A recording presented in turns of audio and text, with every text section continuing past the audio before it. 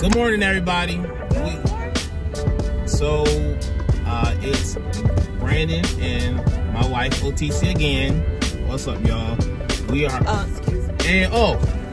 and BJ, say hello.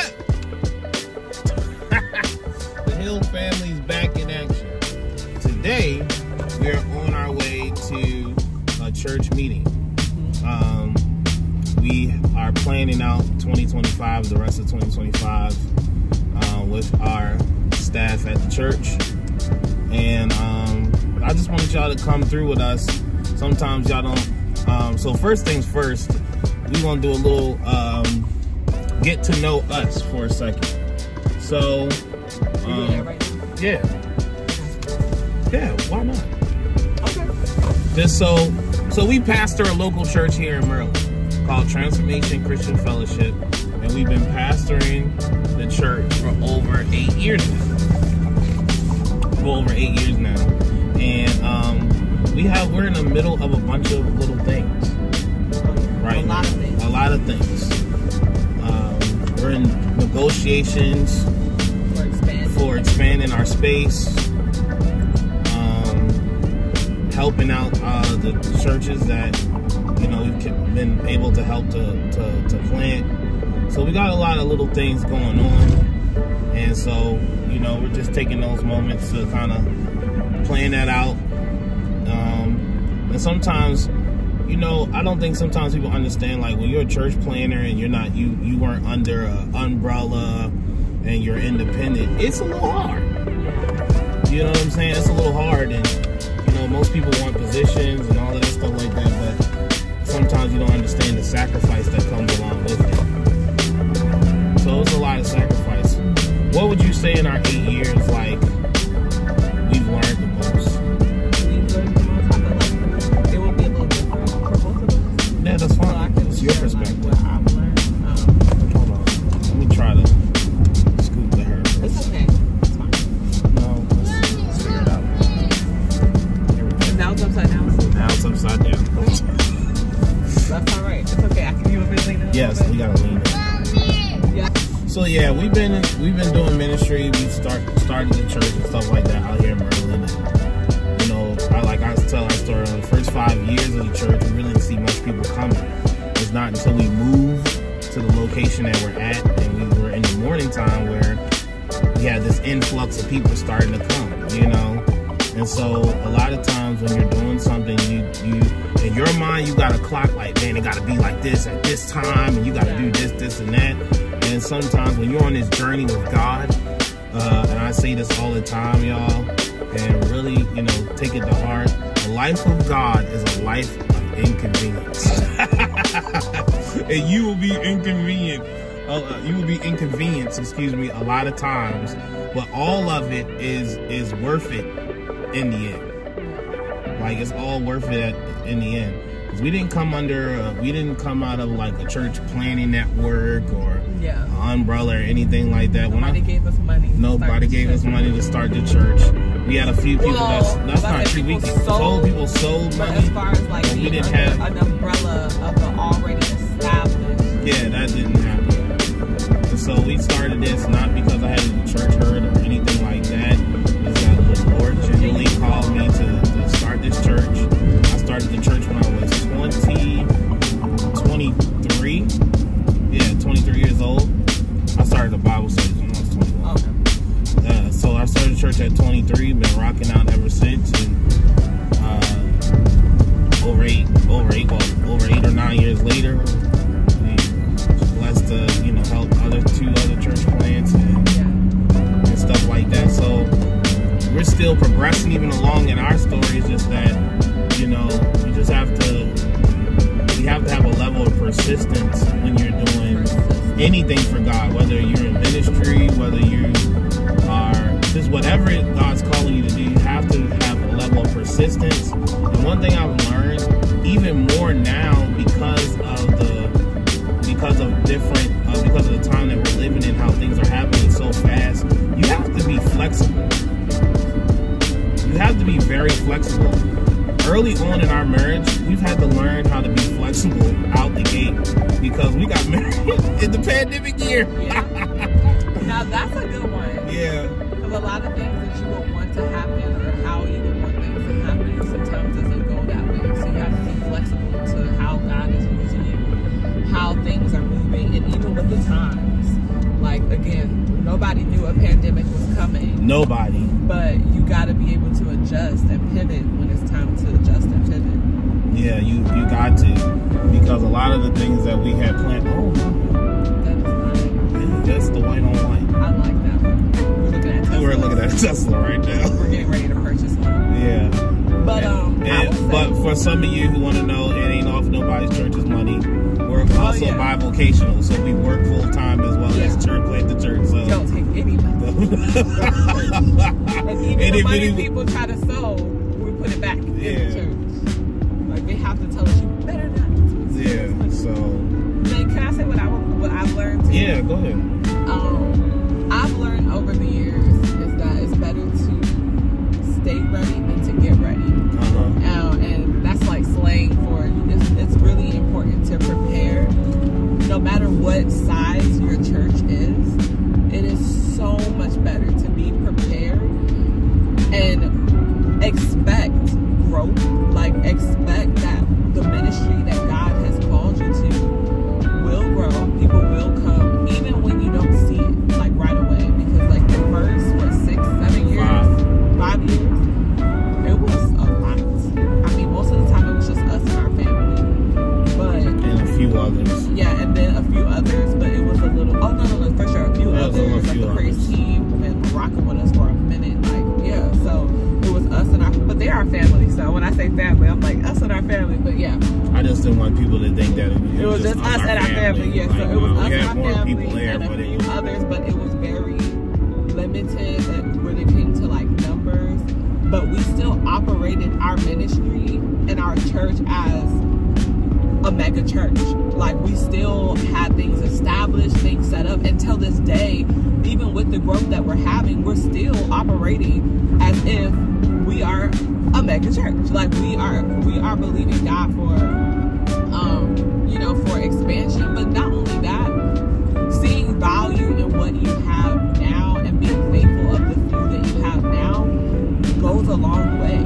Absolutely. Like the people that they could be anywhere, they could choose any other church to attend, but the fact that people see the vision and want to partner with the vision that God placed on your ministry, it's a blessing. That is a blessing. Like that's a privilege. People don't have to come to your church. No, people don't have God does not have to draw God doesn't have to your church. Yeah. So even the people and the ones that are rocking with you, the ones that are partnering with your vision, whether you're established and already are a mega church or whether you are a growing, building church, I believe that you have to operate and go hard no matter what.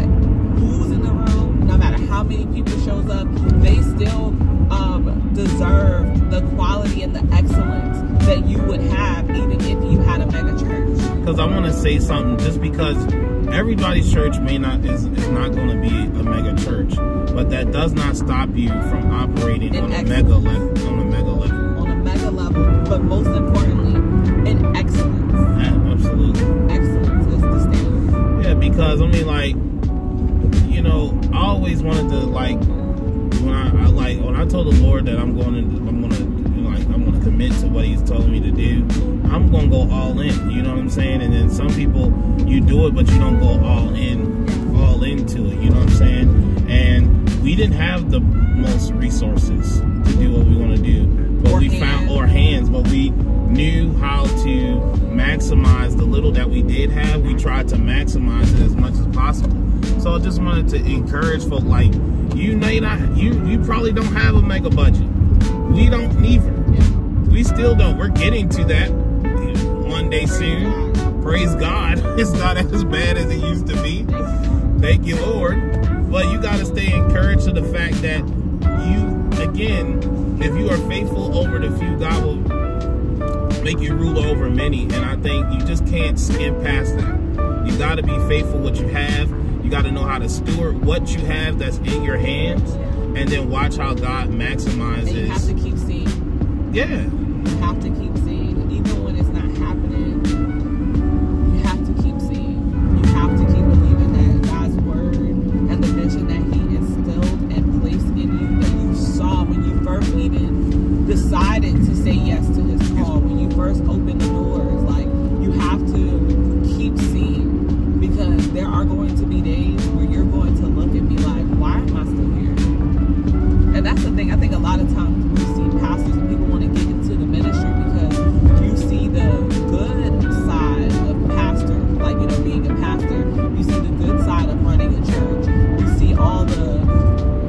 What people don't understand is as many people come in and start churches as many people are leaving out. Yeah. Double that, actually. Yeah. Like, and it's like when I say it's by the glory of God, like it's by the strength of the Lord that we are still standing, that we are still here. Because we got some stories to tell you. This is not easy. We got some stories. You know, like there's so much, like, and I think God that He kept us, because some people will be like, you know what, we're gonna wrap this up. We don't have to continue doing this, you know, like especially when you don't see it happening the way you thought it was going to happen, or in the timeline that you thought it was going to happen. I mean, like he said, 5 years for like major, like consistent growth. That will sometimes like that will drive a person crazy. Like, well, am I not seeing right? Like, and you have moments where you're like, am I not here? Like, God, like, is this still the plan? Like, or maybe did I miss? Like, but God continues to reassure you. God will. You gotta stay pressed in prayer. You gotta stay persistent in trusting the Lord. You gotta keep seeing and know that you know that you know, whether or not people see it as well. The same people that may have saw it when you first started may not see it a year later. They may not be with you. The people you start with may not be with you. But you have to know. You have to be assured. You have to be convinced that God, literally our God, our Father in heaven, has called you and has ordained you for this very present time. No matter what. No matter what. No matter what. No matter if they see it, no matter if they get it, no matter if she or he or whatever they say, no matter if it looks the way it happens in the time you want it or not, you have to know that you know that you know. Because some people will look at it based upon our common day church metrics that it was a failed launch. Yeah. But we have to stop assuming that just because things don't happen doesn't take off immediately, that it's not in the will of God. There are certain, sorry, no, go ahead. There's a process too, and even in every season you don't get it right away. Right. But now we get it. You know, like there's things that we prayed off, like God, please take this cup from us. Like, just, you know, we don't need to go this way. Why do we have to go this scenic route? Why does And now what? 7 years later? 8 years later? Obviously I can't count. But 8 years later, like, but I'm saying 7 because it was like in the 7th year where you get opportunities to pastor other pastors and to launch other churches and be a part of establishing other ministries and being able to sow in and provide and instill the wisdom that we learned over the past 5 years. A lot of the testimonies that we have, a lot of the things that we go through, when we're going through it, we don't see that a lot of it isn't even for, like, it's for us and it's to encourage, to prune, to grow us, but a lot of it is for others. Like the testimonies that we have, the wisdom that we have now, we can instill in other ministries and be able to tell you, hold on to God's unchanging hand. Continue to see the vision even if other people don't see it. Like, these things come because of what we went through. And so when you're going through it, you don't get it. Like when you're going through it, you feel isolated. They say hindsight is like, what, 20/20? That's what they say? Obviously I have glasses. I don't know. Yeah, you got bifocals on. She can't like, see. Oh, she black. They had to press my lens together because I would have like a thick glass. But anywho. But we just trying to let y'all in a little bit on like how things go. Like, we have an executive team that we're on our way to meet with now. Whereas though we, you know, by the grace of God, you know, look at that, you know what I'm saying? So like everything, like we wanted to take y'all in on like our growing phase, because sometimes people they don't let you in on the behind the scenes, and so you just see it there and be like, man, you know, we play that comparison game, but you really don't see all that went in between as to what was dealt with. Okay.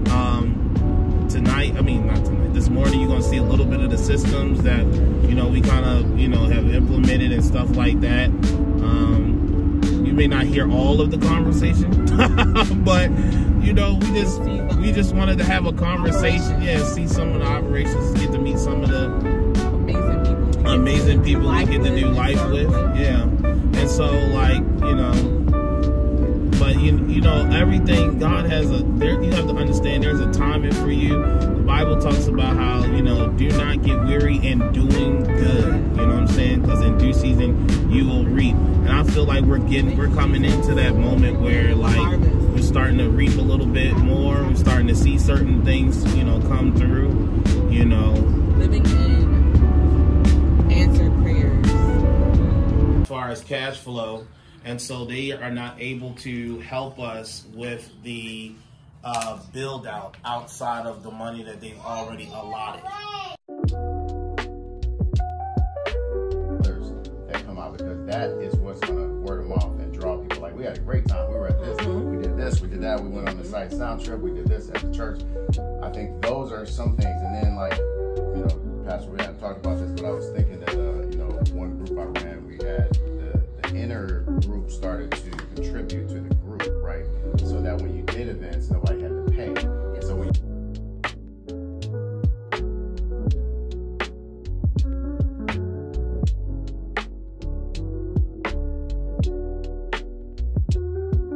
with her because I'll throw with them. Oh, okay.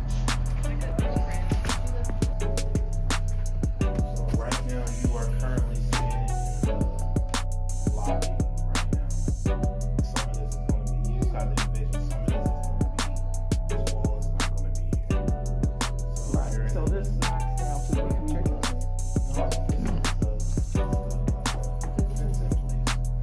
So this wall, this wall is not existent. And then, yeah. then there's this wall right here is actually getting. So when you see all this open air, it's going to be the kids' room is going to be somewhere else. So it's going to look more open. So what you see that this is getting knocked down.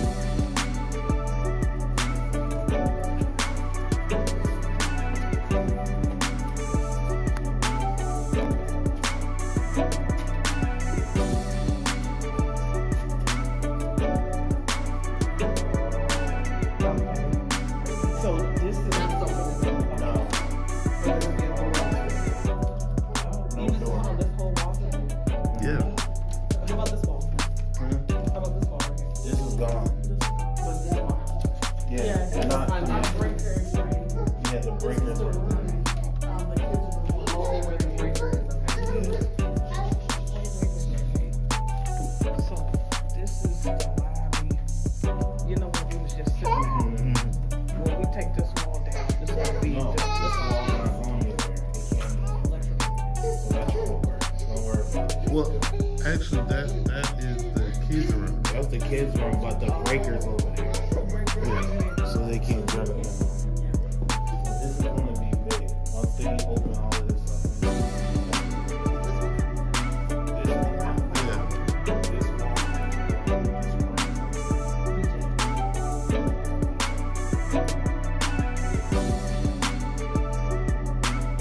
Yeah, you can turn the light on.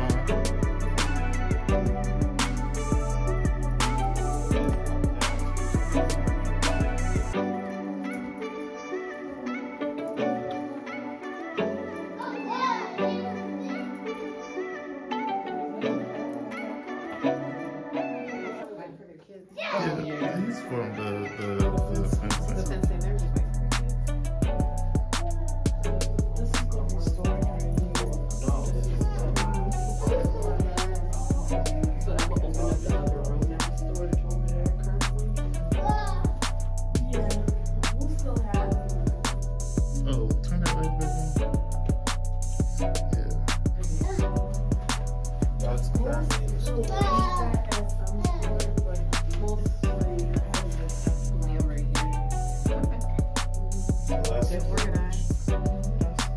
Oh, y'all still in the lobby right here. still in the lobby. This is all going to be. Yeah, all of this is still in the lobby. With the meeting room for the church.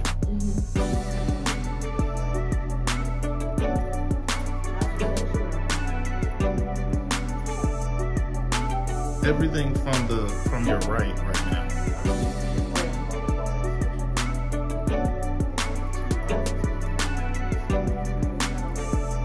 Yeah. Oh, that's coming on, but oh. actually, it should be up there. Turn that light on. There's a light right there. Yeah.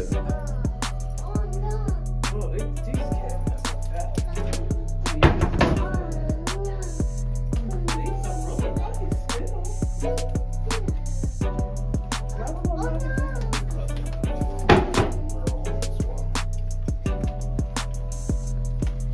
And then Bathroom stay right there. Yeah, the bathrooms is there.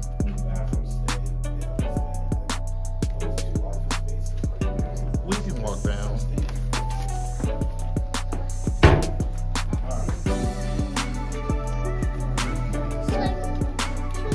You excited?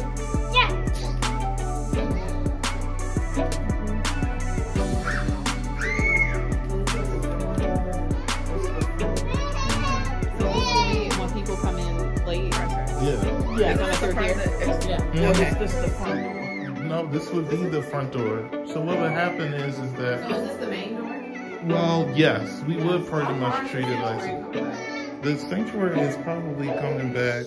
To here. It might actually come to about right here, possibly. Okay. So they're gonna be able to come in. There's a door. There's a door right here that will be there. There would be a door, and they would come in. Okay, so a new door will be created. You're right. A new door would be created to go straight into the sanctuary from the back. Yeah. Hey, show the blueprint plans for people. I remember it.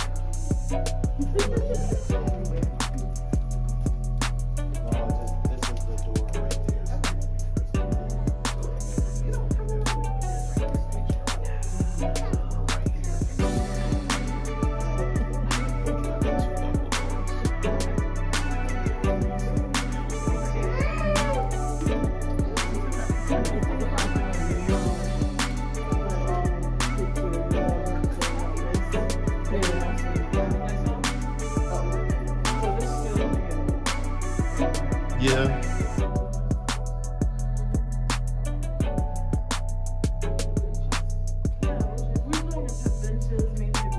Also, like, you still need like the child changing space right there too. Yeah. You can make that a little bit bigger.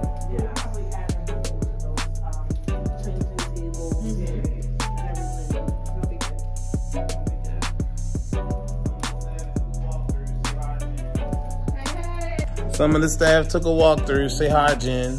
Hey, hey! Hey, y'all. Say hey, y'all. Hey, y'all. Hola. So we ain't even supposed to be here. Well, We don't need evidence. so we out. Meeting's done. We got a lot more work to do, but God's good.